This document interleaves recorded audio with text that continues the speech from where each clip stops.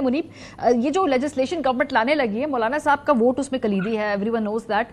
آپ کو لگتا ہے کہ یہ لیجسلیشن کمفرٹیبلی گورنمنٹ اب لے آئے گی؟ مولانا صاحب مور اور لیس ان کو گورنمنٹ منا لے گی؟ وہ 2 سینٹ کی سیٹیں ہیں, گورنرشپ ہے, کچھ اور پوسٹنگز ٹرانسفرز ہوں گی کے پی کے اندر, یہی پیکج ہوتا ہے نا.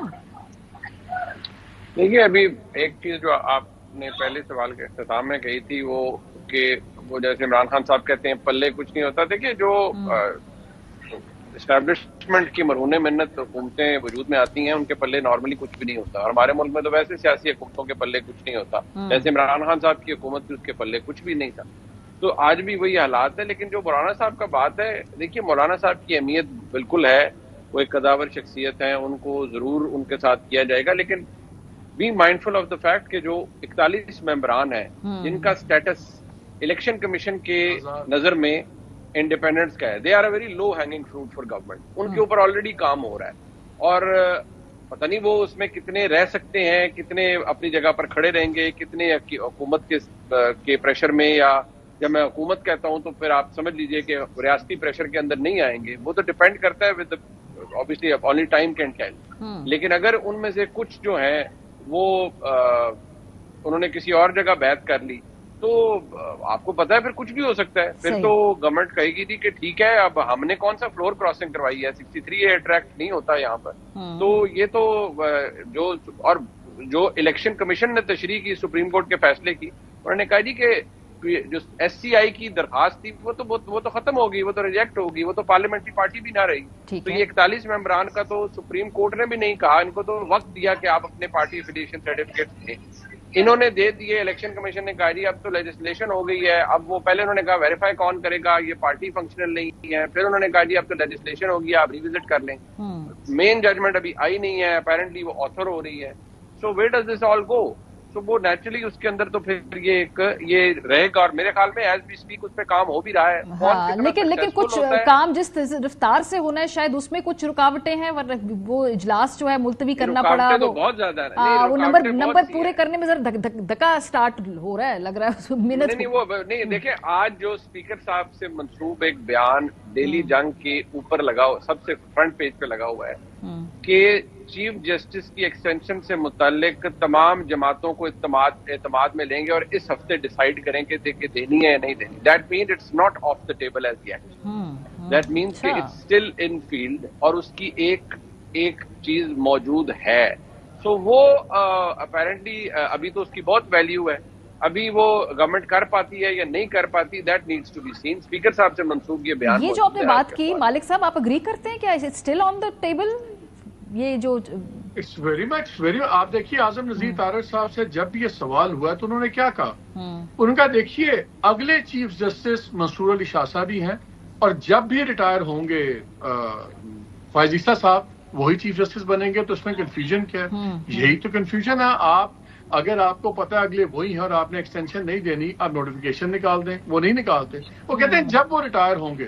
اور اگر یہ 3 سال کی ٹینر بھی ملتی ہے تو بالکل منصور علی شاہ صاحب بھی اس کے بعد اگلے چیف جسٹس ہی ہوں گے.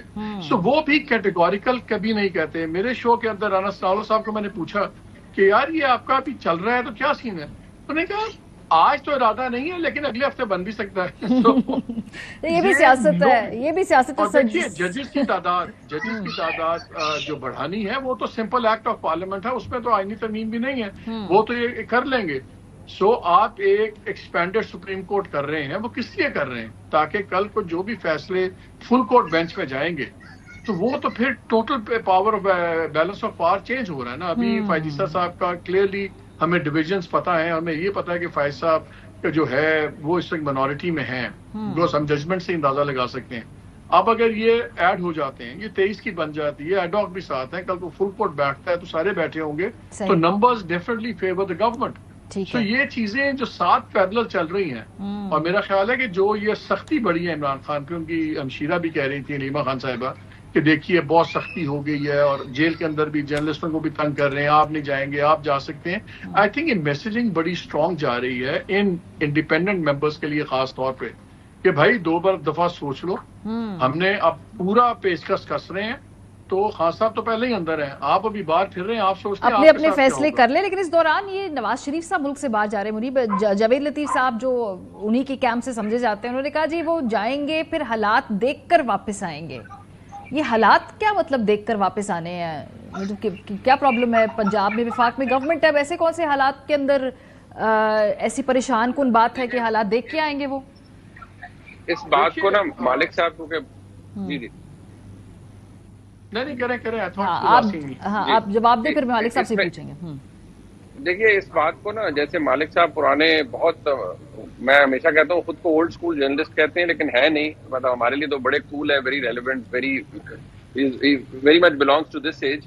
और उनको इस बात का पता है कि जब कोई खबर नहीं होती ना तो कई सहाफी ना कि तो बाय लाइन दे देता है। तो मुझे लगता है मियां जावेद लतीफ साहब की ना खबर कोई नहीं है तो उन्होंने एक बाय लाइन दे दी अपनी तरफ। लगे रहो डिस्कशन करते रहो, लगे रहे कि आप you can ponder over it कि क्या हो रहा है क्या नहीं हो रहा है, कुछ भी नहीं। मियां साहब अगर जाएंगे एट हिज ओन विल जाएंगे, एट हिज ओन विल वापस आएंगे। Be mindful of the fact, जो मैंने थोड़ी देर पहले कहा कि मियां नवाज शरीफ साहब के बारे में जो कहा गया, जी बिल्कुल खत्म हो गया जी, बड़ा धोखा हो गया। मियां Nawaz Sharif is a signatory to all of this. He is very much relevant. जो कुछ हो रहा है, जो जहां पर जो स्कीम ऑफ थिंग्स है, he is completely aware of everything. सो वो जाएंगे, जब उनका दिल करेगा तो वो वापस आ जाएंगे। कंक्लूडिंग नोट मालिक, आप अग्री करते हैं मुनीब से? देखिए, उन्होंने उनकी नाराजगी अपनी जगह, बिल्कुल उनके साथ हाथ हुआ है, वो नई प्राइम मिनिस्टर बने, फिर लिटरली प्रोविंशलाइज हो गए हैं, कट डाउन टू साइज हो गए हैं, लेकिन उनको ये पता है कि उनकी बेटी है चीफ मिनिस्टर, भाई है प्राइम मिनिस्टर।